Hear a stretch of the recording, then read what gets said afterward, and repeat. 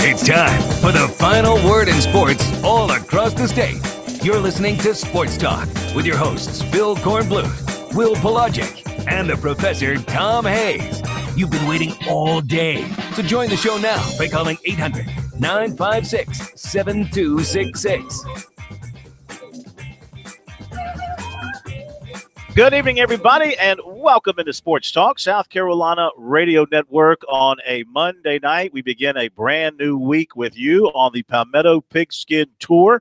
Once again, we crank it up. We fired up the old Pinto, got it refueled, re-waxed, and retreaded, and she made the trip up to Spartanburg this afternoon with no trouble. We are here to visit with the Wofford Terriers tonight. Looking forward to visiting with Coach Josh Conklin, first-year head coach, replacing a legend, of course. Typically, we'd be getting ready to see Mike Ayers in here with us, but he's off and relaxing and hopefully enjoying his retirement after 30 years here at Wofford. Josh Conklin comes in his first season, stepping into some rather large shoes, but he's got a pretty good football team that he is inheriting with some very good players. We'll be joined tonight by All-American defensive lineman Miles Brown, who was out of the Washington, D.C. area, and standout running back Andre Stoddard out of St. Joseph's Catholic High School in Greenville. So we look forward to visiting with the Terriers tonight and hearing all about them. Will Muschamp met again with the media today following a 150-play scrimmage at Williams-Brice Stadium. We've got comments from him coming up. We'll hear from Dabo Sweeney, who spoke after the Tigers scrimmage at Clemson on Saturday. He'll also be meeting with the media again tonight after practice, and we'll try and bring some of that to you as well. Our phone number is 800-956-7266. We'll have time for some phone calls. Email talkback@sportstalksc.com and on Twitter @SportsTalkSC. Will Pelagic and the Professor Tom Hayes back in our studios in downtown Columbia. What a great weekend of sports with the PGA Championship and how thrilling that was. Football continues to heat up. NFL preseason games over the weekend. The Panthers leave Wofford this morning. We arrived this afternoon. I'm not sure in the Spartanburg market which made the most noise, their departure or our arrival. I kind of put it at 50-50 there, but there are no Panthers here. But I am sitting in the quarterback room, guys, where Cam Newton and the coaches and the other quarterbacks met during preseason camp, and I'm looking at the grease boards here, and there's a lot of stuff football left. Terminology left behind. Yeah, interesting. Anything on their usage of 10 personnel or well, let's cross just the take face a look of the at front this side grease backer? board in front of me here. We've got a play here called flank righty 8 Grace. Here's one, two-gun split right slot, 80 outside boss. I mean, trying to read this is like reading Greek. Anyway, they left behind some of their terminology. I should take a picture and sell it to the Packers. Yeah, that's what you maybe should do. Make some money out of it. Well, just think if you heard those signals right after you took a blow to the head. Absolutely. It's like putting a French Bible in front of you and asking you to try and translate it to English. So who knows? Yeah, I will leave that alone just like I'll leave this alone. I don't need to be making Ron Rivera mad at me here about reading some of his secrets. Yeah. So I guess one of the big stories nationally came right out of Columbia, guys, on Saturday following the Gamecock practice when we met with Will Muschamp, and he was asked a question about the Maryland situation, and he gave an answer kind of in support of his friend, DJ Durkin, the head coach at Maryland who worked for him at Florida. His answer, though I think to some degree well-intended in what he was thinking, was not well received by people across the country. It wasn't, Corn, and to be brutally honest, I don't really care about what he said about journalists and using anonymous sources. I know some of the people who I talked to who were at his presser today, they were mad about that and wanted that part of it addressed. Here's the unfortunate part of it. It just lacked tact because we're talking about a situation involving a player dying. And regardless of whether or not DJ Durkin was at that practice or if he had direct intentions and direct involvement in those workouts, that's something that is happening on your watch. I was at Missouri when they had a player unfortunately pass away. He passed away because of viral meningitis. It wasn't necessarily a heat stroke issue. He had a pre-existing condition. But again, the fact that that happens on your watch, like what happened here at Maryland, and the fact that that wasn't something that Muschamp addressed, I don't think he said anything wrong. But I think he failed to do was he failed to address the sensitivity of the situation. And while I know he wanted to stand up for his friend, it just didn't come off the way that it really should have from him. Yeah, I mean, I hear what you're saying, and I don't totally disagree. And what happens, of course, is people who are paid to react, they react, and maybe it's an overreaction sometimes, maybe not. Maybe the reaction is right on the money. My take of it was he was taking up for a friend who coached with him. He's known for a long time. He was defending him. I do believe because he's close friends with the coach at Maryland that he must know Muschamp. He must know the coach's side of it, must have some inside knowledge about what was happening there and what he took umbrage to from the media and why he lashed out at, quote, unnamed sources, end quote, was because he felt like Durkin was being unfairly characterized by some disgruntled people. And he said, in August in camp, you're going to have some disgruntled players who will say things. And then, of course, Muschamp, being who I think he is, a very loyal guy. You're loyal to your boss, and the people below you are loyal to you. He really was ticked off that some former staff members would talk anonymously to the media and apparently say some disparaging things about the coach. So he just didn't like the process. And, I can sort of understand anybody who is written about and followed by the media is never going to like it when people report using unnamed sources. But we all know in this business, unnamed sources, those are an important part of how people gather news. Yeah. So they're kind of a necessary evil, so to speak. But I also happen to believe that the people reporting this are highly trained veteran journalists, and they had to vet every piece of information that they got through their editors, even the unnamed information from those sources. They had to vet that stuff thoroughly before they went public with it. And I only know this just from knowing people who have worked at ESPN, and this is not to even disparage something like with Brett McMurphy's reporting, that he really didn't have to vet it from anybody other than people he reached out to personally. But when you're going to report a story of this magnitude at ESPN, the amount of people and editors that it has to go through before it makes the site, it's exhaustive. And the fact that it went through that entire process, it's got 3 people's names on it. So this is reporting that was sourced by more than one person, and this huge investigation. I'm not saying it's all 100% the gospel truth, but some of it is. Yeah. Well, my take is, if I'm Muschamp, I won't even touch it. And the reason I don't is this. Corn, he was asked about the toxic situation, DJ Durkin.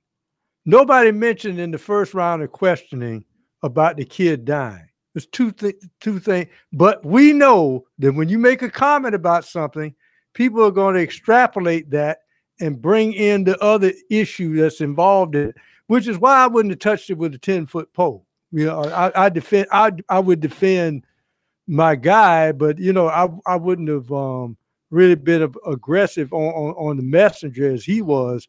But and still, again, I still have a feeling about the conspiracy theory of you have a death that happens on your watch, and let's face it, things are very, very tough right now because Maryland was not. They weren't ready to get into the Big Ten. And then you have some people out there with cold hearts. Hey, here's our chance to get rid of him without cause. So it's a whole bunch of things that's circling around that issue that if I'm a football coach somewhere else, I just won't touch it. I'm just not going to touch it. We'll play the question and answer from Muschamp from Saturday, and then we'll play the question and answer that he got, the question he got today and the answer he delivered today. And you can compare and contrast that. And, of course, we'll get into the X's and O's of the scrimmage at USC, the X's and O's of the scrimmage at Clemson on Saturday, the X's and O's of camp here at Wofford. So we have got a full show for you. Your thoughts and comments are quickly welcome to 800-956-7266. It's a Monday edition of Sports Talk. We'll be right back.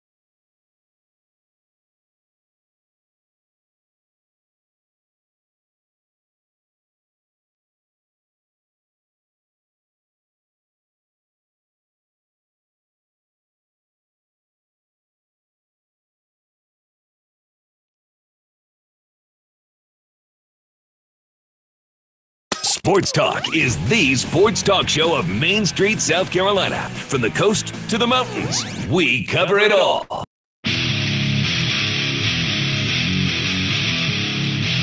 Sports Talk South Carolina Radio Network. Will Pelagic, Phil Kornblue, Professor Tom Hayes, 800-956-7266. Take your comments on our observations from the South Carolina and Clemson scrimmages, and also whether or not you feel Will Muschamp erred in signing with DJ Durkin following Saturday's practice, and whether or not he needed to make the walk-back statements he did Monday. You know, Corn, the only thing that I'll say, just in addition to what we said previously, is just the fact that this was one of the major stories on all the national outlets today. Not just, I mean, I saw it on ESPN First Take. I heard it on Dan Patrick this morning. I mean, it's being talked about, and it's never a good thing when you're being talked about for something that's an off-the-field thing that somebody said that doesn't even involve your program. That's my only thing. Yeah, you're right. It's something that takes up time away from your focus on your team, and it's a little bit of an irritant, I'm sure. Again, well, let's just let you hear what he had to say. If you missed what he had to say on Saturday, let's go to that. This was the question and answer session after the practice. They had about a 80-play scrimmage as well on Saturday. Then he comes into the media room, and he's talking about various things with his football team and camp and players and all that. And then, you know, there was a little bit of a lull in there where you could maybe go off topic a little bit, and that's where we went. More scrutiny of college football yesterday with that Maryland story, and you know, you're known as a really hard-nosed, tough-minded coach. Where do you draw that line, you and your staff, to where you make sure you don't step across that line into a situation similar to what's being alleged at Maryland? Well, I think the big thing is criticism. You need to criticize the performance, not the performer. And I think that's something we talk about as a staff a lot. And there's a certain way you can talk to a young man and about how he's playing and what he needs to do to improve. You know what? I know DJ Durkin. He worked for me for 4 years at the University of Florida. He is an outstanding football coach. But he's also an outstanding husband and a father, and he treats people with respect. And I will use your word, alleged article. There's no credibility in anonymous sources. You know, if that former staffer had any guts, why didn't he put his name on that? I think that's gutless. And in any business, and in any company, and in any football team, especially right here in August, you can find a disgruntled player that's probably not playing. So I think it's a lack of journalistic integrity to print things with anonymous sources. But I know DJ Durkin personally, and I know what kind of man he is. I know what kind of person he is. I talked to him this morning, and I don't think it's right. So next question. Yeah. All right. So that was on Saturday. And you could tell, I mean, the question was had nothing to really do about the Maryland situation per se. It was more about how do you not allow that to happen in your program? Because, you know, again, Muschamp is when he coaches and when he talks about his coaching style and the way he wants his players to play, he's very physical minded, tough, hard-hitting sort of thing. He's animated. Well, no. I'm talking about the style of football he likes. He believes in crashing helmets. He believes in physical, knocking you to the ground football and that sort of stuff. He doesn't believe in mamby-pamby football. He believes in the old style of football, which in today's world and when it gets into the conditioning and all that kind of stuff and the way coaches are, that's kind of right up his alley, the kind of in-your-face, maybe scream at you kind of guy. I mean, I'm not out there, but that's kind of the perception I have. And so he started out by explaining why they won't get into that situation because they say criticize the performance, not the performer. And that was part of the story about the Maryland situation. You know, players or coaches were too critical, too nasty, too profane, all that stuff at him. And so he was just saying that. And then he got emotional because obviously Durkin is his friend and he wanted to defend him with this opportunity. I don't think he meant to at all belittle the situation at Maryland and the fact that there was a death. I mean, we never got into that then. I think his whole intention was at that point, because he was getting hot under the collar about it, he hates the fact that anonymous sources within the program were taking down the coach who happens to be a very good friend of his. Well, I mean, I think that really got under his skin. That the problem is not the problem should be not directed at journalists. It should be directed at those people, not the journalists. Because, like it or not, boom, to address him indirectly. Anonymous sources in journalism are not going anywhere. They go together hand in hand like peanut butter and jelly, because people will tell you a lot more under the guise of anonymity than they will tell you by putting their name to it. Does that make it gutless? Sometimes, maybe in certain situations, but when it comes to trying to be a gatekeeper and trying to come to the bottom of a situation, that again, we had one person in the story who said, after having worked there, I would never, ever, ever have somebody that was related to me or my child go play for DJ Durkin. That's a problem. Well, keep in mind, anonymous sources, yes, they can be trustworthy in terms of their information, but they also sometimes have an axe to grind. They have an agenda that fits in with the story that you're writing. And I think that's what he's saying here, too, is that these people have an agenda against Durkin. And he was just trying to defend Durkin's honor here. So let's go to today. The Gamecocks had a scrimmage of about 150 plays.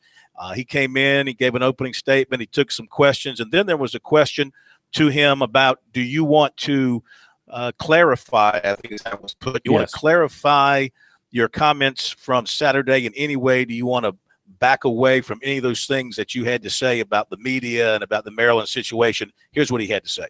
Well, I think, first of all, my thoughts and prayers are with the McNair family. I can't imagine as a father of losing my son or a son. It is a horrific situation, a tragic situation. And I don't know what else to say. I was talking about DJ Durkin, a man that I know very well Saturday. I know him as a coach. I know him as a husband. I know him as a father. And I find it hard to believe some of the things that I read in that article about DJ Durkin. And I'll leave it at that. So I think, he was a little less emotional about it today, maybe a little more composed after giving it some thought, and said the right things there. But I do think what he was saying at the very end, his comments on Saturday were more about defending the coach than trying to defend what has happened in the Maryland program. I'm not saying I know the two are connected. Obviously, he and Durkin are very close. He's probably like a family member to him, and he didn't like how he was being portrayed through anonymous sources.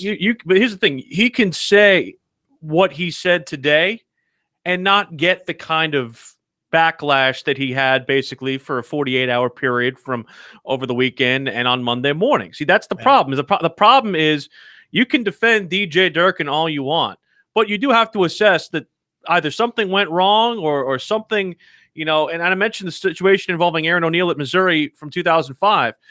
To my remembrance, they didn't make any staff changes as a result of that. It just came down to the fact that they owed them a large sum of money in a injury settlement.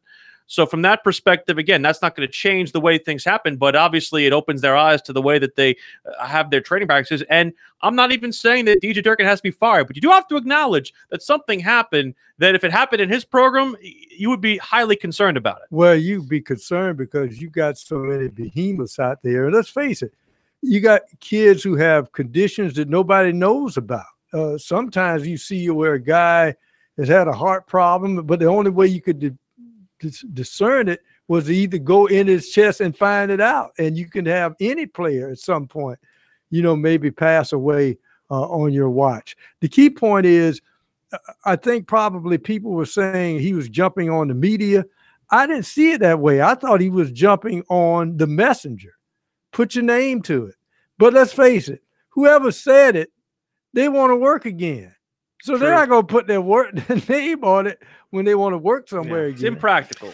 I hear what you're saying, and I don't disagree. I will say this, you're a football coach. You just come off the practice field after 2.5 hours. You're sitting down, you're taking questions. You get a question that's very sensitive to you and to somebody that is very close to you, and his emotions got the better of him. You could tell in his voice and the octave in his voice how the pitch was going up, and you could hear the emotion in the answer when he was talking about Durkin. And, sometimes you talk before you think because your emotions take over. We'll be right back.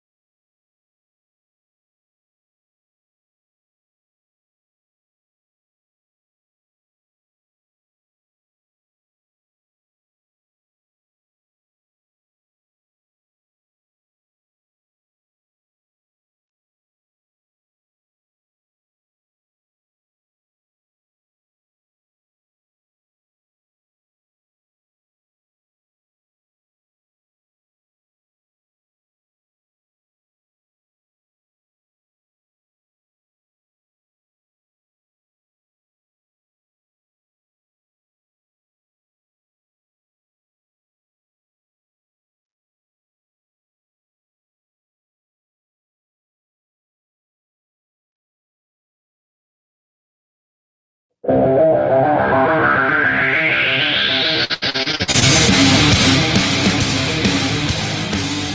Talk South Carolina Radio Network. You can tweet the show at SportsTalkSC. Also on Facebook, also on our Periscope at SportsTalkSC. Of course, we have a lot going on from you that you can be able to see from that.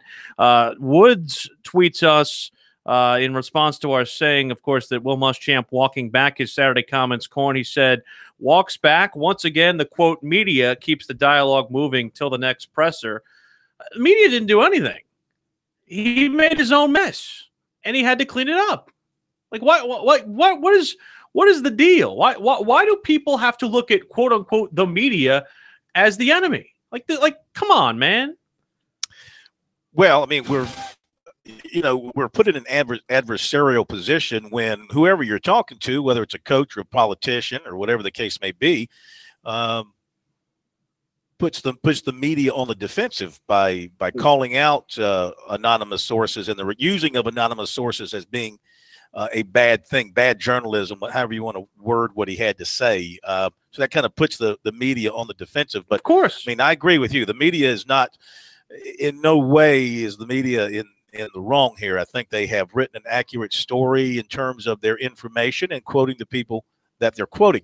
Now, are those quotes that they are using from those sources, do they accurately depict life inside the Maryland football program? That is what they are investigating now, and we'll find out. I mean, if they're lying, then the investigation by Damon Evans should tell us that. By the way, there is a South Carolina Rod connection. Walters, Dr. Rod Walters, the former longtime he was a senior athletic director for sports medicine at South Carolina during his years, came in with Sparky Woods way back when. Maryland hired him to do a review of what they have done following the death of the young man to determine, how do they avoid that in the future and exactly what went wrong there. So, I don't want to make this out to be bigger than it is. To me, it's simply a coach. I give Muschamp bonus points because I see a guy standing up for a friend and getting his back and saying, you guys are wrong. The media is wrong. This is not the DJ Durkin that I know. The way he's being depicted here is not the DJ Durkin I know. And I think that's mostly what he was trying to say. All the other stuff got twisted into it because the national media comes in and goes, well, how dare you talk about and defend DJ Durkin, who had somebody die under his watch? How dare you defend him? Without addressing, the problem is he didn't address the issue of the dead player is the problem. Like he just said, oh, this is a bunch of crap. Well, a player died. A kid is dead. I think, again, I think he got off on a tangent. He got away from the initial question, which had nothing to do with that. Right. In terms of, directly. Then he pivoted and his emotions got up because he wanted to defend his pal. Right. And, I'm sure in the back of his mind, Muschamp certainly given a chance to think about it more, and he would have said, of course, I feel horrible for the family and for the young man. I'm a football coach. I would hate for that to happen under my watch. I'm a father. I would hate for that to happen to my family. Certainly he feels that. And I'm not alleging that he doesn't. Nobody should draw the assumption here that Muschamp doesn't care. No, I'm not saying that. But the problem is it needed to be said sooner than 2 days later. But, who knows? Britton, who tweets us, he said, don't care the connection he has to Durkin. He is a head coach of a major football program. You have to check your emotions and keep your mouth closed. It also reflects back on the university. And again, I know from people who I talked to over the weekend who are officials at USC, they obviously brought it up to me without me even having to bring it up. So, I mean, it's something obviously that shook. And apparently also President Pastides also said some things about anonymous sources today in an interview, or at least comments to someone in the newspaper as well. And he actually had Muschamp's back on that regard. So again, that it just makes the issue a little bit different when you would have said what you said sympathetically to the family of the fallen football player. Say that on Saturday, and then let the other comments speak on their own. But he wasn't asked that. That's not what he was asked. I'm not saying he was, but I'm just saying you have to, when you're talking about Maryland's situation, That has to be something. Which is why I would not have touched it, because people are going to add that to it, even though it was not initially asked. On the football field, at least for South Carolina, they had 150 plays of a scrimmage today. Here's a little bit of what Bill Muschamp had to say about the football Gamecocks instead of what's going on off the field. Got about 150 snaps. We treated just like a game. We kicked off at noon, just like our first ball game. The weather was very nice for our players. I can assure you of that. I wish it had been a little bit more tepid for us. But I thought our effort and our urgency was much better than Saturday. Our guys came out and with a purpose, and that was fun to watch. Disappointing, you know, we leave Saturday with no procedure issues, no self-inflicted penalties, as I say, and we come in here today, and I think we're all sides are lined up, off sides or jumped off sides on defense multiple times. Had some procedure issues offensively, and those are the things that just goes back to focus and goes back to focusing in, dialing in on what you got to do. We can't be a team with a bunch of self-inflicted issues. We had a year last year where we had 2 games of the 4 games we lost where we lost some major hidden yardage in penalties, and that's something we talked about when the scrimmage was over, and just keeping your composure in some situations. But the effort and urgency was better, and they really responded to that, which was fun to see. We got about 150 snaps each. We had 3 groups get about 50 snaps apiece, which was good. I think on the injury front, we're really about the same as we've been. The only guy I would add, Shavis Dawkins, Saturday, got a high ankle sprain, and it may be a week or 2. So that's the only guy long term that I would add to the list. Disappointing for him. He was having a really good camp. He's a very dependable player at receiver, but he is a core special teams guy for us, and that's really hurt. We need some young guys to step up. But again, today I was very pleased with some of the intangible qualities we've got to have a good football team. And I think we continue in all 3 phases to make progress. And we'll watch the film this afternoon and tonight and have an off day tomorrow. So they've grinded through a pretty tough 3 or 4 days here for us, and I've been proud of that. As far as the up-tempo offense, what do you do differently philosophically, and how hard is it? Because you guys have basically not necessarily been the highest time possession team in your time previously. And do you do anything differently? Do you coach differently on defense in order to make sure that you protect against possible drives that are short in time as far as that goes? Well, that's part of it. That's the risk reward that you go through. And I think obviously a hurry up tempo offense is great when you're getting first downs. It's not so much fun when you're not. But that's part of managing the game. And you get into a game situation and how the game's being played out. And that's a constant conversation that you have within your staff as far as how we're going to manage if we're not getting first downs and those things. I think where it's changed us as much as anything is practice, because we're getting a lot more reps than we've ever gotten. And you got to be mindful of that. We have the catapult system, which we're monitoring our players' mileage. We're monitoring their, hard exerting efforts. So those are things that I'm spending a lot more time with Clint Haggard at practice talking about where we are on the catapult system as far as the number of miles our guys are traveling, the yardage and the different things, because that's where you can't wear down your football team and create some issues for yourself as far as injuries and those things are concerned. So we've changed some things a little bit how we practice. We'll have tempo periods of practice where we try and dictate the tempo offensively, whether we're playing fast or we're on the ball. But then we're going to have teaching part of practices where we've done before where I think it's important for the players to get taught between plays. Some things also we learned outside of what you just heard. Shamik Blackshear has been rotating on the interior of South Carolina's defensive line, which they're still looking for depth in. And also at safety, the graduate transfer Nick Harvey. It's not automatic that he'll be the cornerback opposite of Rashad Fenton. They've been working him at safety corner. Well, they need help back there, and he's a guy that has that flexibility, and I wouldn't be surprised if he doesn't stick back at safety because, their corners look pretty solid at this point in camp, barring injuries, and it also gives them some flexibility. The thing is, they can, in time of need, they can move a Jemias Williams to corner or nickel. They can move Nick Harvey to corner or nickel. They give them that kind of flexibility. So I wouldn't be surprised if he sticks back there. With the other corner positions looking pretty good with the guys who had been out in front of him. More on the Gamecocks in our second hour. We'll also hear from Dabo Sweeney coming off the practice field tonight, but he also came off the scrimmage field at Death Valley Saturday and had some interesting things to say about the quarterbacks, which we'll get to next.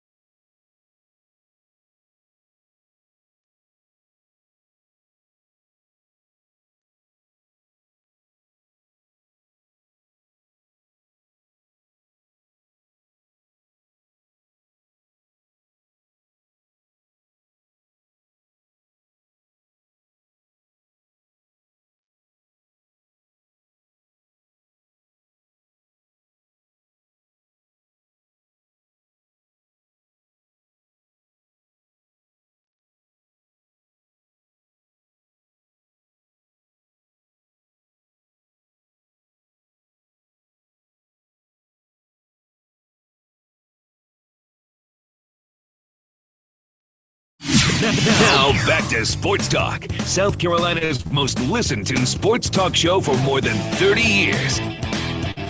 Sports Talk, South Carolina Radio Network, as we take you back here on a Monday, 800-956-7266. Corn, it wasn't just South Carolina scrimmaging over the weekend, but Clemson had themselves a full scrimmage Saturday. They're going to do a situational one tomorrow, and then another one later on this week.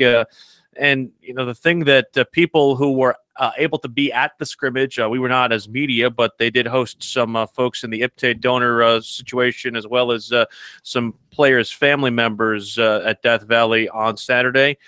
the consensus again seems to be that this is a close competition, and Trevor Lawrence is making it very, very difficult on those who are tasked on making those decisions. So once again, you're telling us we're relying on unidentified sources for our information here. Well, Larry Williams of Tiger Illustrated, I have to applaud him. He put out a tweet this morning that basically said, I will read it here verbatim just so I don't misquote him. But basically, he said, I get the logic of not allowing media to watch an important preseason scrimmage. Do not get the logic of opening the same scrimmage to hundreds of fans, plenty of whom then provide real-time social media updates. Yeah, reportedly they had 20,000 fans at Clemson yesterday for their fan day, so big turnout. Listen, our poll question on our website, SportsTalkSC.com, based on camp thus far, who will start at quarterback for Clemson?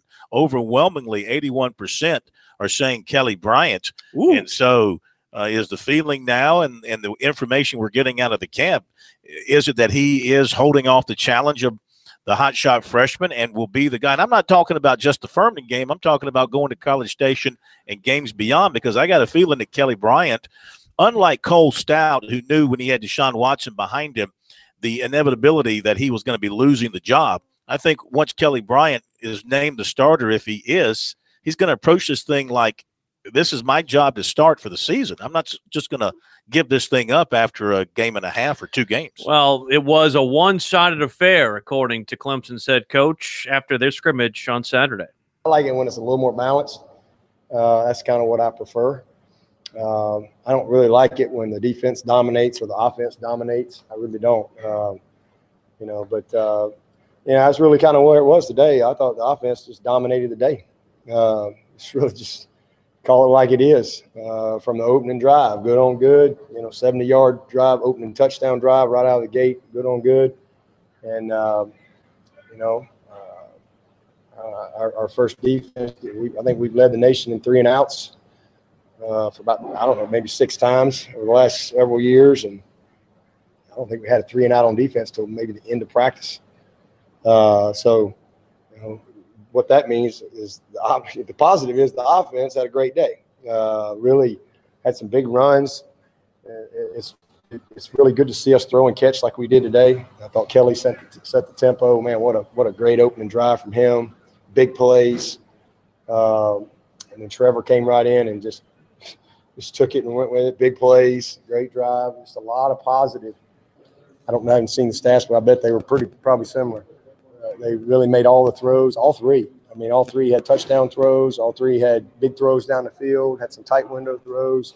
It's fun, man. I'm telling you, there's a lot of competition, and we put them with all the groups. We didn't let Kelly went with all the groups, and Trevor went with all the groups, and they continue to just focus on what they control and their execution. So today was maybe one of the better days as a group. Where all 3 I thought really played well. When would you ideally like to know what your plan is for what you do the first game with the quarterback? I'd like to know yesterday. Ideally, I'd like to know in the spring. That'd be great when you know the guy. And but it is what it is. It's just that's why you practice. I mean, you got to. It's very competitive. That's what I love about Kelly, man. He's accepted the challenge. He hasn't backed down from the challenge. He could have walked out of here in May. He could have said, hey, see you, boys. I'm out of here. Go somewhere where it might not be as challenging. Go somewhere where it might be a little easier path. And he said, no, I'm going to stay right here. And so it's been great to see him compete. And and his game is at a whole nother level was at any point last year. And then Trevor he's everything that you think he is. He is just a very gifted player. He's still a freshman. And then Chase just won't go away. Everybody wants Chase to go away, and he won't go away. He's just battler, man. He's got moxie. He can throw the ball. He's, and I know y'all want me to say, hey, this is the guy. And this, but I'm just telling you, we got 3 guys that we can win with. And so, ideally, we're going to have to, once we get 7 to 10 days out, then we'll say, okay, hey, this is how we're going to go into this game. If it's a big separation, then that makes it easy. But if it's close, then we say, well, okay, well, next, what else? What's our next step of evaluation? We got to go play some games.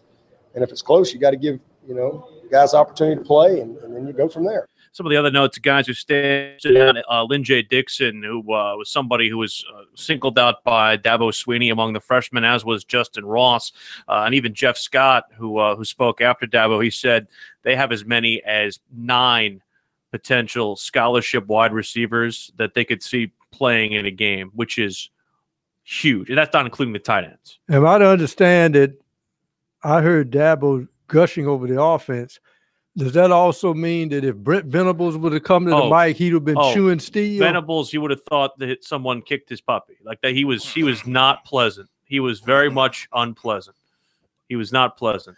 Well, listen, I mean, when you have a intra-squad scrimmage, unless you play to a 0-0 tie, but you got a bunch of yards in there, nobody's going to be happy. No. If the offense is going well, then the defense is going to be mad, and vice versa. So I thought that was interesting what he said about Kelly Bryant, though. It's really to talk about how much improved Kelly Bryant is from last year.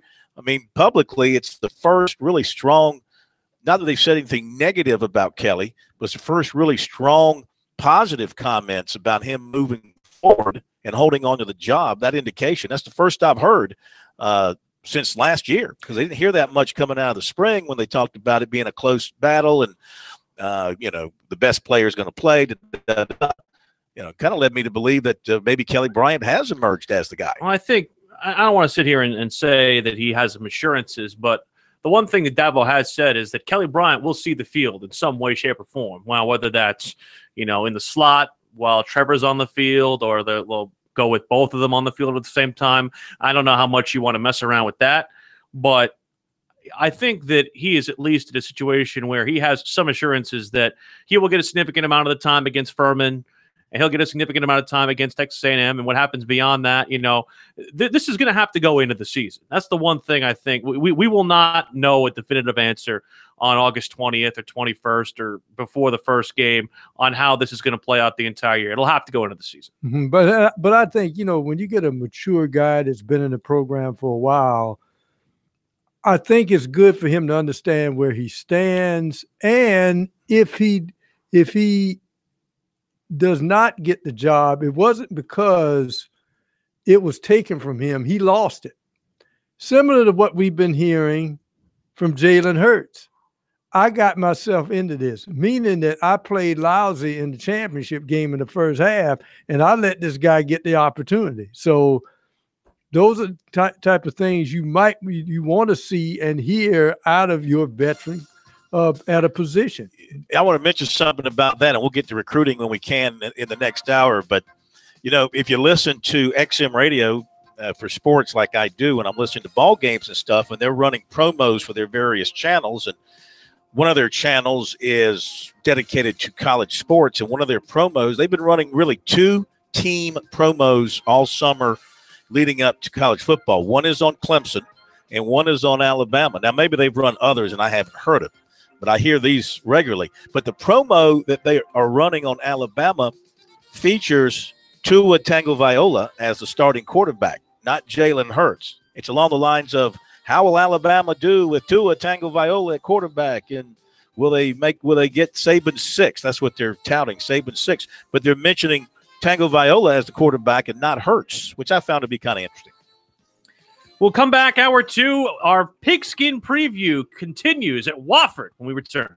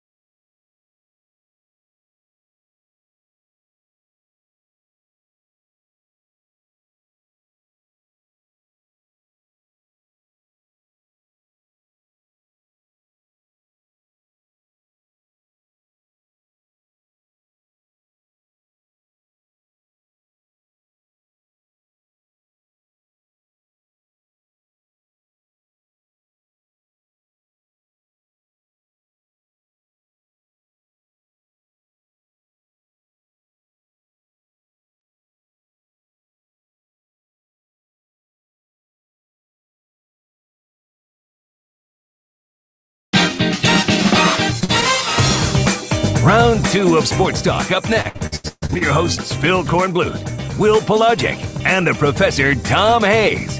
Don't leave us hanging. Join the show, 800-956-7266. We are back at Sports Talk, South Carolina Radio Network, Monday night, back on the Palmetto Pigskin Tour. We pick it up. It's a busy week. We've got 3 tour stops and a golf stop that will mix in some football talk down at the Citadel later in the week. Got to work in a little golf whenever possible.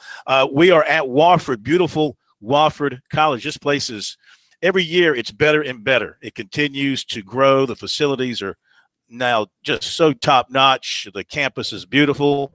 And there's something else new, a new head football coach in Josh Conklin, who steps in for the great Mike Ayers, who has gone off into retirement land somewhere. And Coach Conklin is with us here on Sports Talk. How are you? I'm doing well. It's good to see you. It's good to see you. Do you see Coach Ayers around at all? You know, he actually stopped up the first day of camp and said hello and wished us luck. And so it was good to see him. And he didn't look as stressed as he usually is this time of year. Yeah. He had a fishing shirt on, and I don't know what he's been doing, but he looked like he was enjoying life. So you don't look too stressed. I am. It's about that time of year. You know, we're 3 weeks to game night, and first time being a head coach. So the Bolts are about to get live, and you can definitely feel it. And I think the guys feel it, and especially today, we had a really good practice today, really focused and really intense. So what's stressing you the most? I don't know if I'd say it was stress.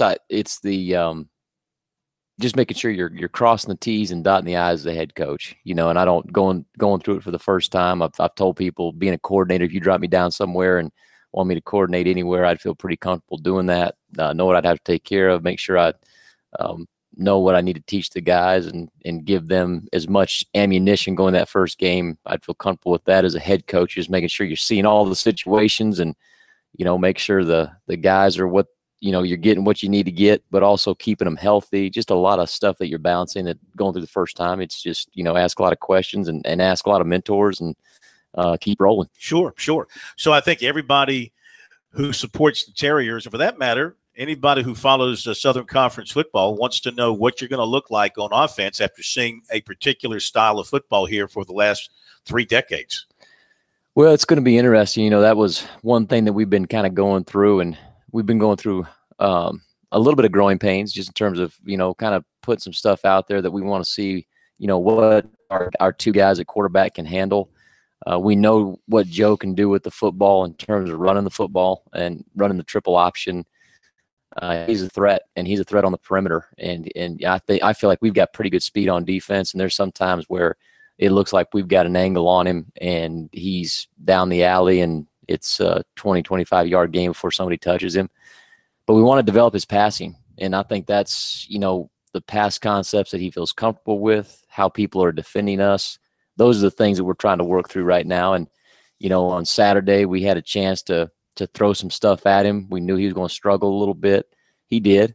And then we came back today and he corrected some of that stuff and threw some really good passes. So it's the consistency, and that's part of it. And then, you know, with Miller Mosley, it's kind of the same thing. So we've got some pass game that we want to implement. I think Coach Lang would say, you know, he's more specific than I am. I say 20 or 25 times. He says 21 times a game is what he wants to do. So it's got to be the right passes, though, and we got to see what we do well. And we're kind of a work in progress right now. Are you looking at a 2-quarterback concept? We are, yeah. I think we've got I don't know how that's going to look as far as the packages go, but I think both of them have a specific skill set that they do really well.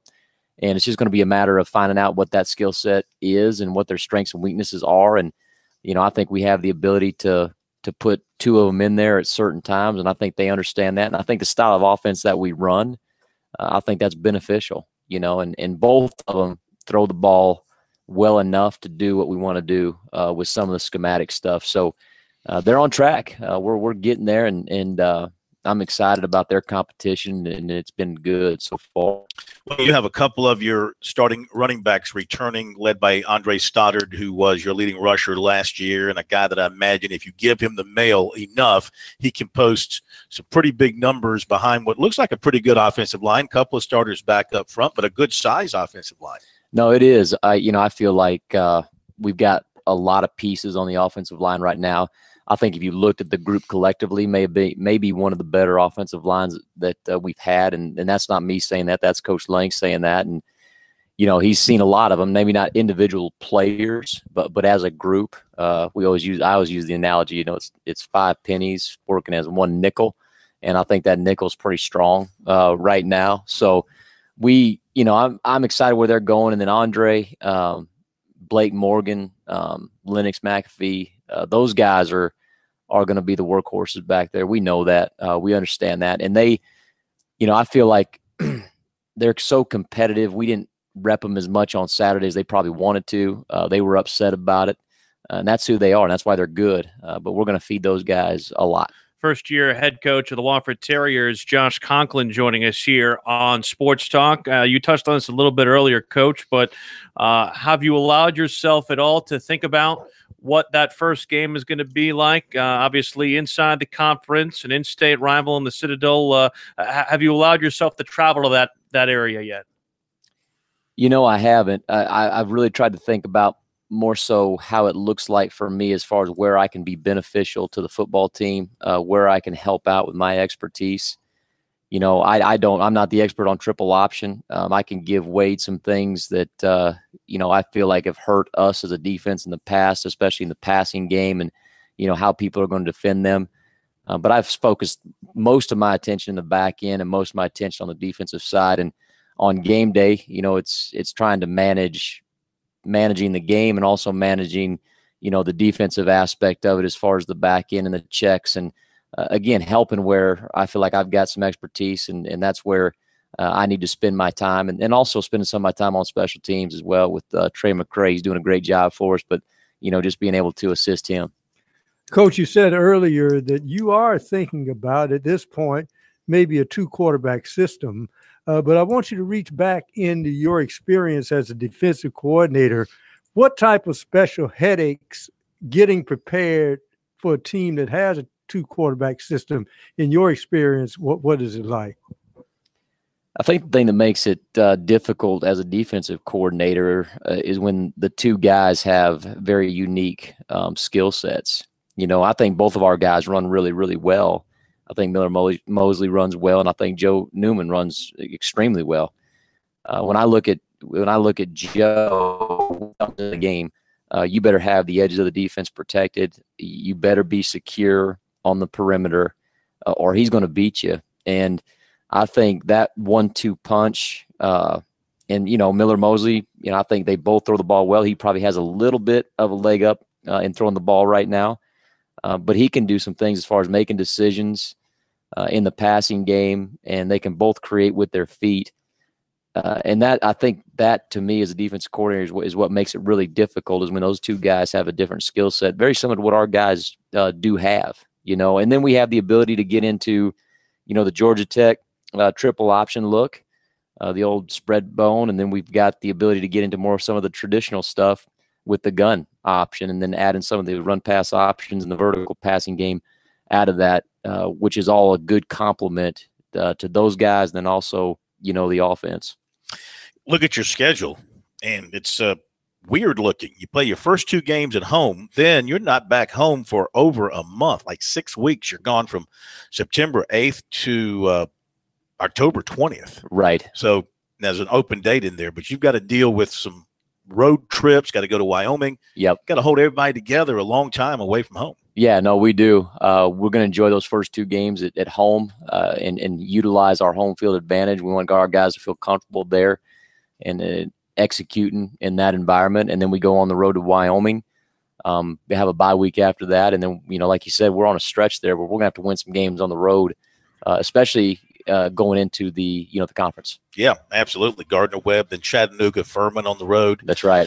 But it begins with the Citadel. It does. And good luck with the Bulldogs. I know they're excited about their team, and you're excited about yours. That should be a great matchup. It'll be a good one to start off with, and you'd like maybe a little bit different one to begin as a head coach, but here we are. So we'll tee it up and let's go get after it. Thank you for joining us. Look forward to talking to your players. Good luck this season. We'll be in touch. All right. I appreciate it. Take care. Coach Josh Conklin here at Wofford. We're coming back with the players in a moment.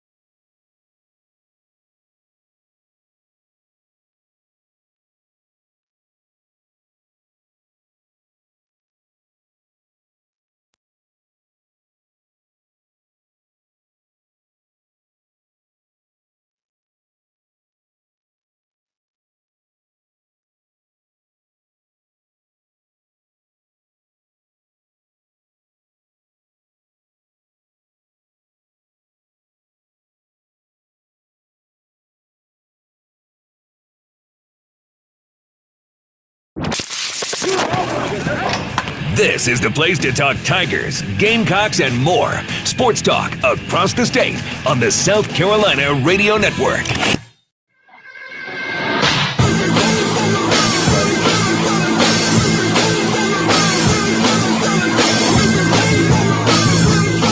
Okay, we're back. It is the Palmetto Pigskin Tour. We are at Wofford College tonight. We booted the Panthers out of here. We were tired of those bums, and we made room for the Terriers to take back over their practice field and enjoy having some elbow room. We were actually in the meeting room where the Panther quarterbacks meet, the Cam Newton room, I guess we could call it. But more importantly, we have Miles Brown, the All-American defensive lineman, in here with us, and Andrew Stoddard, the standout running back, the team's leading rusher from last season, in here with us. So it's good to have you two with us. And Miles, let's begin with you. How was it out there today with no Panthers, and you got all your practice field space to yourself? Oh, it felt good. It felt good to be back. You know what I'm saying? Have some space to ourselves and get back to normal, I guess. Did you get a chance to interact with the Panthers at all? No, not much. No. Not much. Yeah. One of the tackles talked to me for a little bit. Yeah. Had to try to ask him some tricks to the trade, but he couldn't give me much. So. And how about you, Andre? Did you enjoy having the Panthers in town for the couple of 3 weeks they were here? Yeah. I mean, for the most part, it's always good to have them here and kind of see the whole community come out to see them practice and stuff. But, it's always been good to have them around. Get any autographs? No, yeah. I did not. You give autographs, you don't take. Is that right? I guess. Yeah. Well, let's talk about the offense. And Coach Conklin now, the head coach, but you still have some familiar people running the offense, of course. How much will it feel and be different from what you guys have done in the past? I think for the most part, we're going to keep our identity and, do what we've always done, and that's stop the run on defense and run the ball on offense. But he's done a great job of being very innovative with our offense, and we're doing a lot of good things. And so I think it'll be kind of the same Wofford team that y'all are used to seeing, but he's done a great job of innovating and adding some nuances, and that I think will put a lot of stress on defenses. So maybe a little more air game? Yeah, definitely. We've been working on a lot of stuff in the air, and I think it'll be a great combination of a lot of different things that y'all haven't seen before. Do you think we'll continue to see the running game spread out among the three ball carriers for the most part, or considering the kind of year you had in which you're capable of, could we see you getting it a little bit more?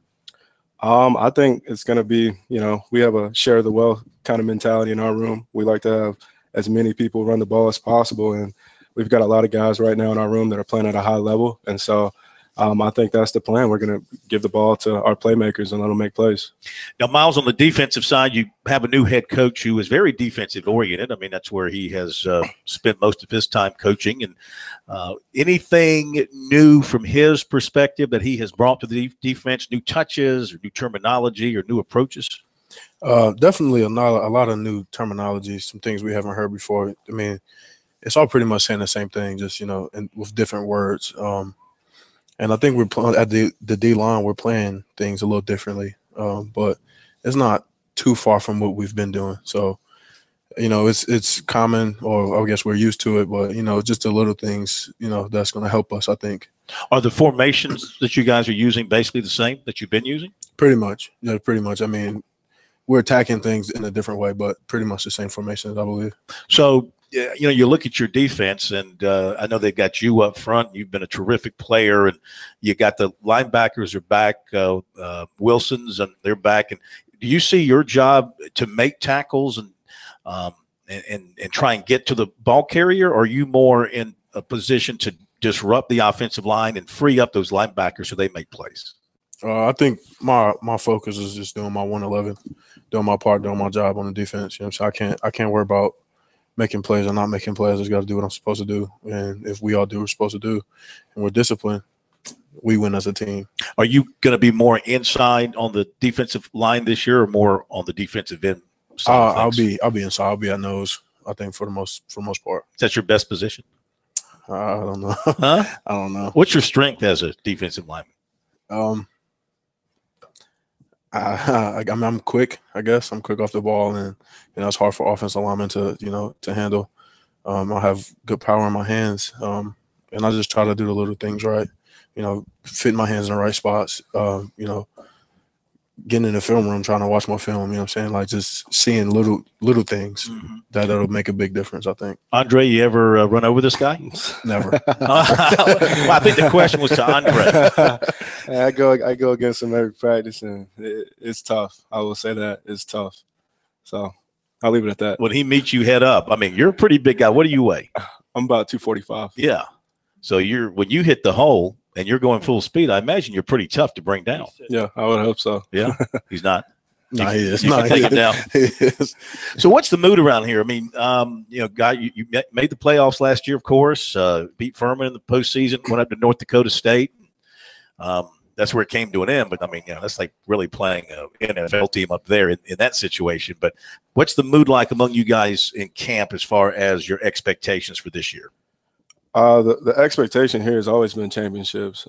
We want another Southern Conference championship, and we want a national championship. And that the game at North Dakota State, we feel like we left a lot of points on the field, and we weren't disciplined. We didn't do the things we were supposed to do. And so the mood right now is we're just locked in, and we don't want to be a quarterfinals team anymore. We want to go all the way. And so right now we're figuring out everything we need to get past that kind of quarterfinals playoff run. We want to go all the way. So the mood is very competitive right now. Everybody's kind of locked in, and we got to forget about last year and the year before that, because none of that means anything. It won't help us in any way. And so everybody's locked in, and we're focused on getting past the quarterfinals and going all the way. And Miles, Andre brings up an excellent point. I mean, you guys have had great success, a lot of SoCon championships, postseason play. I think you've made it as far as, correct me if I'm wrong, I think the semis one time in the years past, but you haven't gotten to that championship game yet. So that still has to be the big carrot out in front of you guys. So, I mean, you being a senior, been around here for a little while, know the history. What can you guys do to take that next step to get to that last round? I think the biggest thing for us is going to be discipline. I don't think that a lot of teams just flat out beat us. We beat ourselves. We lost a lot of games because of what we did or didn't do, not so much of what they did do. You know what I'm saying? So I think that, if we come out, we're the most disciplined team, because when we get to the quarterfinals again, it's going to take discipline to beat teams like North Dakota State and whoever else is up there, you know what I'm saying? Whoever else is the 1 or 2 or 3 seed, if it's not us, you know what I'm saying? So I think that the biggest thing that we need to harp on and focus on right now is just being disciplined and focusing on the little things, because the little things make big differences. Like I said before, like the smallest thing will beat us, but the smallest thing will also make us win. So.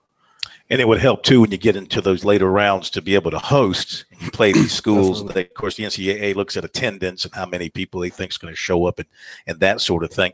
How about the Citadel, Andre, to open up the season? I mean, a little bit of a mirror image of one another in terms of the type of offense that the two of you will run. But, of course, you're worried about your defense. So how do you feel about opening up against the Bulldogs here, I believe, right? Yes, here in Spartanburg. Right. It's exciting. We opened up against Furman last year, another one of our rivals, and so we know it's going to be a physical, tough game, but it's always exciting playing a team like that. So playing against your offense in practice every day, Miles, I mean, that's got to be great preparation for a team like the Citadel. Definitely helpful. It's definitely helpful. We got some big, fast guys on offensive line, and I know they got some tough guys on offensive line as well. So it's a big thing for us on defense to see it every single day, to prepare for it pretty much every single day. September 1, we'll be ready.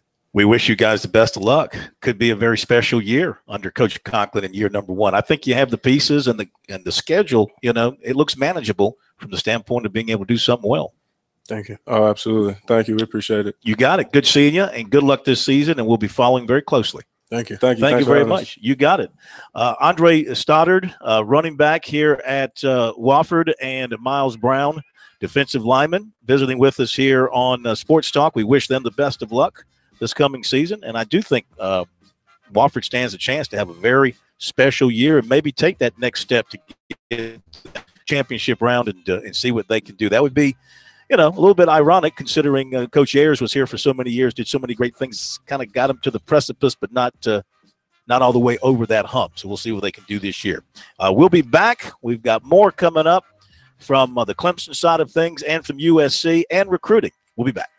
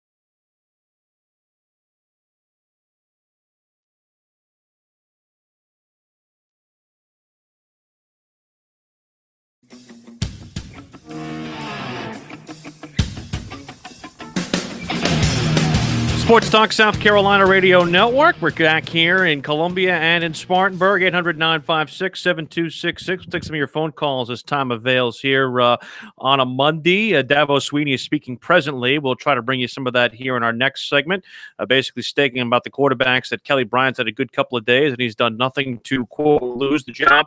Trevor has done nothing to lose any ground, and Chase has probably been the most improved, Chase being Chase Bryce.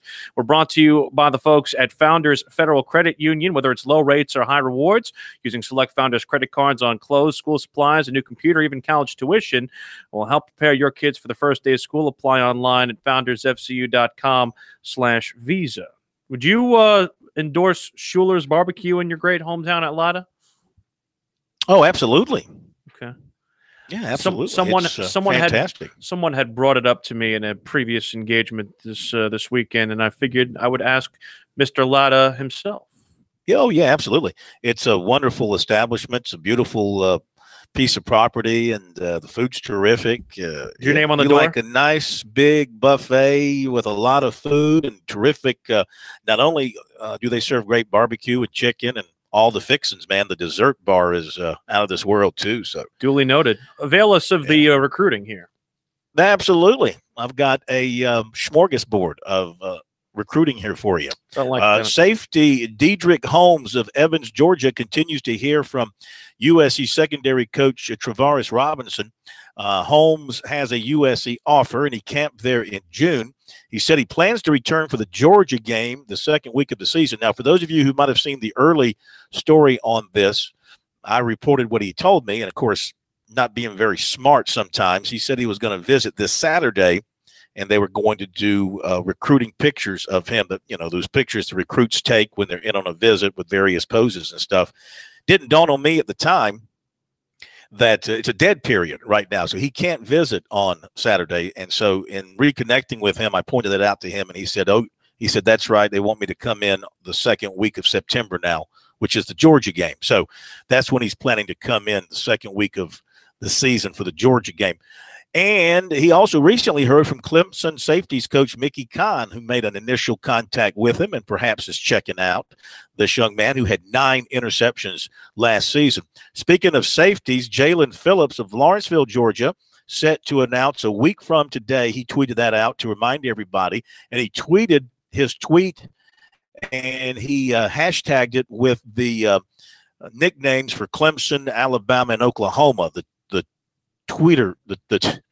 Twitter nicknames for those three, the hashtag nicknames, you know, the All In, the Roll Tide, and the Boomer Sooner. He had Tennessee and Southern Cal on his short list as well, so it looks like he's just down to Clemson, Alabama, Oklahoma. 2020 Clemson defensive back target Malachi Moore of Trussville, Alabama, committed to Alabama today, so he'll be staying home. Latta wide receiver Deontay Stanley is announcing a commitment on the 24th of August, and he has offers from the likes of East Carolina, Central Florida, and others. Hanahan defensive end offensive lineman Cooper Dawson was offered by Tulane. Clemson target defensive lineman Jacob Bandes of Antioch, California, will announce his decision Friday night at 8 o'clock. He moved it up because he was going to wait for one of the national all-star games and announce then, but because he's graduating early, apparently he feels like he can't wait until then, so he's going to do it Friday night. And he has Clemson, Colorado, Illinois, Oregon, and Washington as his top 5.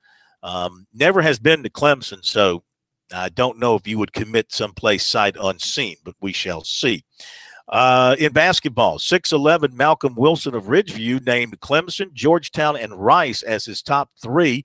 He will take an official to Rice August 31st and one to Georgetown 2 weeks later. He's not set the date for his Clemson visit. He said he likes all 3 schools for their academics and also feels each coaching staff can develop his game. He will sign in November. 6'10" Kofi Cockburn of now Oak Hill Academy in Virginia plans to visit Kentucky, Connecticut, Florida State, and Illinois, according to Zach's blog, which spoke with him. Zag's blog, which spoke with him at an event in Los Angeles over the weekend. He did not stipulate if those are official or unofficial, so we'll just list them as visits. He also has USC on his short list of 12. Shooting guard Trey Jackson of Blythewood was offered by Iowa State. Baseball news.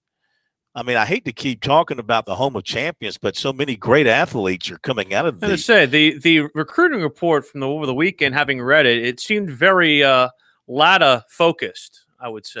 Well, I just can't help it. We're producing great scholar athletes. Are you? 2019 outfielder Dylan Brewer committed to Clemson for baseball, helped lead the team to the 2A state championship last spring. Though he's so good, Corn, he might actually go in the draft anyway, so he might not ever play for Clemson. And entirely possible. He also is the Vikings quarterback on the football team and quite good as a quarterback. So also 2021 right-hander Aiden Hunter of Hanahan committed to USC. over the weekend. So that's what we got for you in recruiting right now. We recommend highly that you continue to check it out on our website, sportstalksc.com, and on Twitter, use the hashtag #STRecruiting. In an update that would only concern you and me, Mets are beating the Yankees 2-0, Corn. Your thoughts? They're playing that game? I thought it was going to get rained out. They're playing it currently, and the Mets got 2 in the opening inning. Yeah, great pitching matchup, though Severino has been struggling a little bit of late.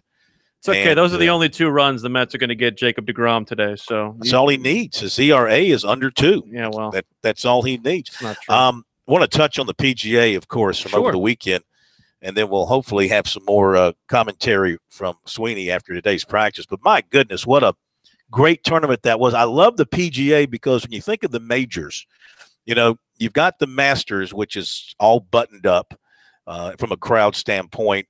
Then you've got the U.S. Open, which is pressure-packed because it's the national championship. Then you got the British Open, which is all snooty over there with the Royal and Ancient. And then you got the PGA, which is sort of like your beer drinkers major. You know, everybody kind of lets their hair down, and the crowds are really loud and wild. And to see Tiger make his move on the back 9 yesterday and make a run at this thing was incredible. But I tell you what impressed me more than anything else was just his fan following.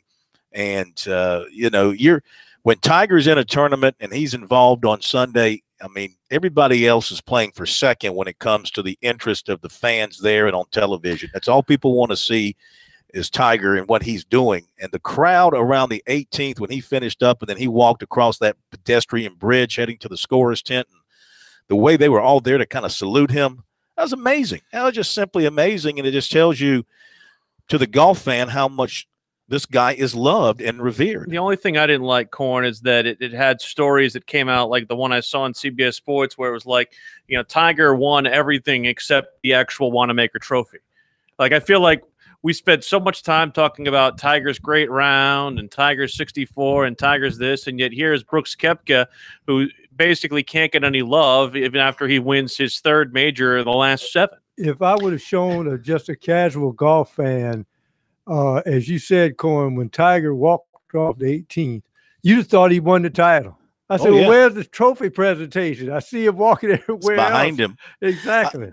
Brooks Koepka, obviously, he's got 3 majors now, my goodness, and back-to-back U.S. Opens. But I tell you who he reminds me of. He reminds me of the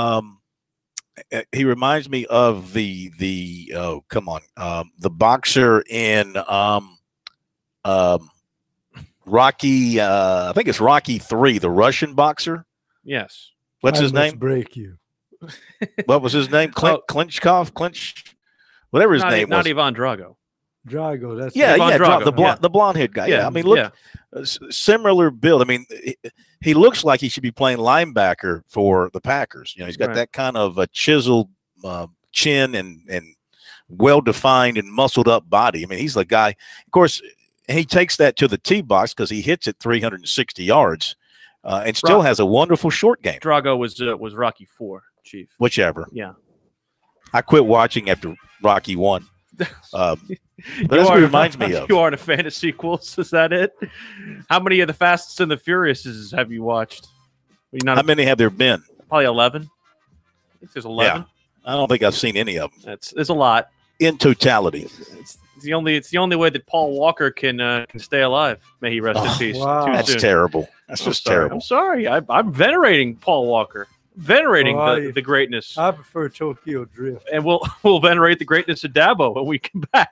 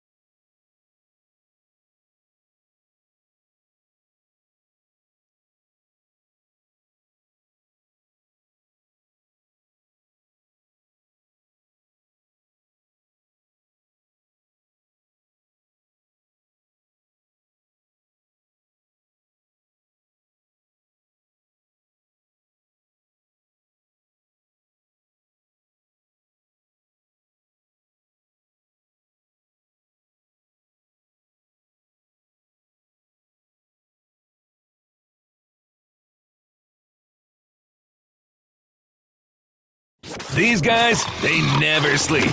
Check them out on the web at SportsTalkSC.com. Now, more of Sports Talk on the South Carolina Radio Network. Just a couple of injury notes on both South Carolina and Clemson, and these again, we're hoping to get you some from Dabo Sweeney here. As again, he is just wrapping up his comments. So we're hoping to do that here by the end of the program. He did say that Trayvon Mullen did not practice again today. He was attending to some family business over the weekend, but he was out today. Mario Goodrich was in a green jersey, limited contact, and Richard Yergin went back to the doctor to check up on a stinger. There were a couple other guys who had some bumps and bruises who got back as well for Clemson. Travis Dawkins for South Carolina missed the scrimmage today. They're saying he has a high ankle sprain that he suffered in the scrimmage Saturday. Yeah, he should be about a week or two on the mend. Josh Vann did get cleared for South Carolina, so that is good news. Today was his first day of full contact, and even Will Muschamp made some mention about the fact that he is from Tucker, Georgia, so they make them tough down there.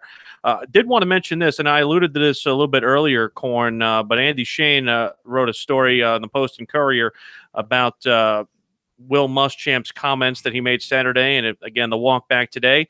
But there's some there's some support from the top coming from Harris Pastides, as I mentioned. Yes, he quoted the USC president in talking about that story as saying the following, quote, "I don't think Muschamp ever said that the facts are flushed out and Durkin did something wrong, that he would not be for whatever Maryland has to do. I heard him specifically be concerned about anonymous sources, and that's a policy of ours as well." Pastides continued in the quote from Andy Shane, "We'll read anonymous reports, but it's very, very hard if you don't have the backing of someone who stands up and says, 'This is me, I saw it, I heard it, I smelled it,' to really know what to do." End of the quote. So, again, I understand what he is saying in that it's a heck of a lot better if you are hearing from somebody who's willing to put their name on a quote and who actually has firsthand knowledge of something going on inside. But in reporting and using anonymous sources that are well vetted and you trust, there's absolutely nothing wrong with that from a journalism and a reporting standpoint. It's everyday practice in this business. It's been that way for ever since journalism began, I guess. So reporters have always taken information from people with the promise that they won't reveal who they are and used it in their stories. Now, typically, of course, things have changed with the internet and people relying on one source for information. Typically, in the days of newspaper reporting and journalism, 2 or 3 sources would have to be confirmed before an editor would let somebody use something in a paper. Mm-hmm. So again, I got the feeling that this has been a well-vetted situation with these quotes, and I think both of them just sort of need to back off the journalistic side of this thing. Don't be so concerned about who the messenger was. Maybe be more concerned about the message and make sure it doesn't happen in your own backyard. Well, that's the thing too, Corn, and I think too much of this is being made out to attack the original story, which I don't think is that's a hard thing to go merit based on. And I mean, like you said, the thing about anonymous sources, they've been around for a while. They're not going anywhere. And I hate to use this example and go political on it, but I mean, anonymous sources once took down the president of the United States. So like it goes that high. We're talking about football. We're not talking about something that, changes the course of human events, but it did unfortunately change the course of human events involving one particular person, and that was the player who's now no longer with us. And let's face it, some journalists have actually spent some time in the hoosgow for not giving up their source. Exactly. We got think about, or even not even just that. Think about situation involving Barry Bonds, about him not wanting to give up his sources on the Valco stuff. So I mean, again, it's all about how the message reads, and I know that a connection to Durkin is something that is a hard thing for him to divorce himself from, and that he wants to at least come to the defense of his friend. And while I appreciate all that, it was the fact that he did not appreciate or address the delicacy of the situation involving the young man being deceased. The fact that Harris Pastides fails to realize how journalism works when, as my former the person who used to sit in this chair eloquently said on Twitter, when he lives 4 or 5 blocks away from where USC's journalism school is, that just sounds, pardon my expression, a tad ignorant from the USC president. 4 blocks. Yeah. It's right in his back door now. Well, that's what I'm saying. It's like what are we doing here? I think he knows how it works. I think he wants to believe how he wants it to work. Well, 2 different things. People can want to believe things all they want, but the matter of fact is, this is the way this profession works, and I'm proud of the way this profession works. I would say 75 to 80% of the time. Well, you have a lot of intruders into our profession. That's part of the problem. That's why you have a lot of freeloaders on Twitter and on the internet who, because they have a phone and have access to social media, and all of a sudden, because they throw something out there, they become national names. For example, this guy who writes for an Ohio State blog or fan site or whatever, who threw out there on Saturday that the source on the story about Ohio State was Tom Herman. You know? And now Tom Herman has to take time out from his schedule to put out a statement saying, no, you're not me. And McMurphy then had to respond as well by saying, I don't put my sources out there, but I can tell you unequivocally that it was not Tom Herman who provided me the information. So, you know, people like that kind of give us all who try to do our best to do it the right way and not make mistakes. So we all are human and we all do make mistakes. My gosh, I've made my share of reporting mistakes too, but it's never wasn't for not trying to do it right. It's just, you know, humans going to make mistakes. I want to mention one more thing about Andy Shane, who wrote this today about Columbia and the NCAA men's basketball regional coming to Columbia. He spoke with an executive from Columbia. It's called at Columbia SC CEO Bill Ellen, and he says that they are going to have the games in Columbia on Friday, Sunday. In March. And so the point of the story is that Saturday will be a key day in Columbia for fans to go to attractions and spend money and have things to do around town. He said officials from Columbia visited Wichita trying to get some ideas about how to handle everything. Said storefronts all had signs welcoming the tournament and volunteers in bright shirts directing visitors. So, I mean, they're starting to it's coming quickly, and they are making their plans to show these people a good time because they want to come back. They don't want this to be just a one-time thing for Columbia. I might have to put my my apartment on Airbnb and just skip town that weekend. I mean, not a bad idea. Well, you know, what one would believe or hope that we would be covering one of these 2 teams in the NCAA tournament that we cover, whether it's Clemson or Carolina. Clemson might be playing it here. Who knows? I like Clemson's chances, be honest with you. And if it is Clemson, I would like their chances of being in Columbia if their record is good enough, just like they put South Carolina in Greenville. And I think the NCAA, knowing it's the first time for Columbia, you got 18,000 seats.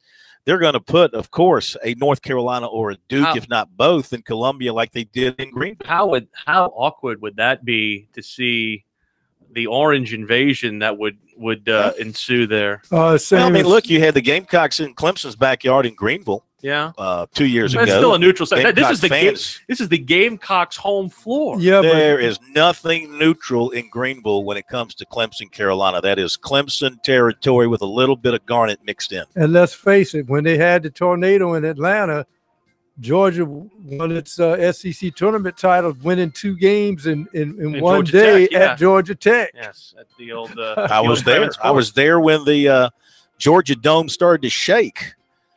And we were wondering what the heck fire is going on. We're fortunate that will do it from here. Thanks to the folks at Wofford. Thanks to Brent Williamson for taking good care of us. Thanks to Coach Conklin and the players for coming by and visiting with us. It was a pleasure having them on with us. Tomorrow night we'll be at Newberry College to check out the Wolves to see how they are coming along. Thank you, Will. Sir. Thank you, Pro. Thank you, Brian. Everybody have a great night. See you tomorrow here on Sports Talk.